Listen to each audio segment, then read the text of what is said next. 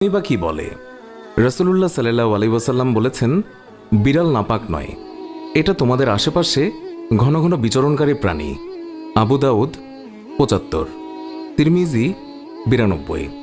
আল্লাহর রাসূলের প্রিয় সাহাবী আব্দুর রহমান রাদিয়াল্লাহু তাআলা আনহু তিনি জামার ভেতরে পোষা বিড়াল নিয়ে ঘোরাফেরা করতেন। একদিন তিনি জামার আস্তিনের নিচে একটি বিড়াল ছানা নিয়ে রাসূলুল্লাহ সাল্লাল্লাহু আলাইহি ওয়াসাল্লামের দরবারে তিনি উপস্থিত হন। সেই সময় বিড়ালটি হঠাৎ করেই সবার সামনে বেরিয়ে পড়ল। এই অবস্থা দেখে রাসূলুল্লাহ সাল্লাল্লাহু আলাইহি ওয়াসাল্লাম তাকে রসিকতা করে ইয়া আবু হুরায়রা, অর্থাৎ হে বিড়ালের পিতা, এই বলে সম্বোধন করলেন। এরপর থেকেই তিনি মূল নামের চেয়ে আবু হুরায়রা নামে বেশি খ্যাতি লাভ করলেন।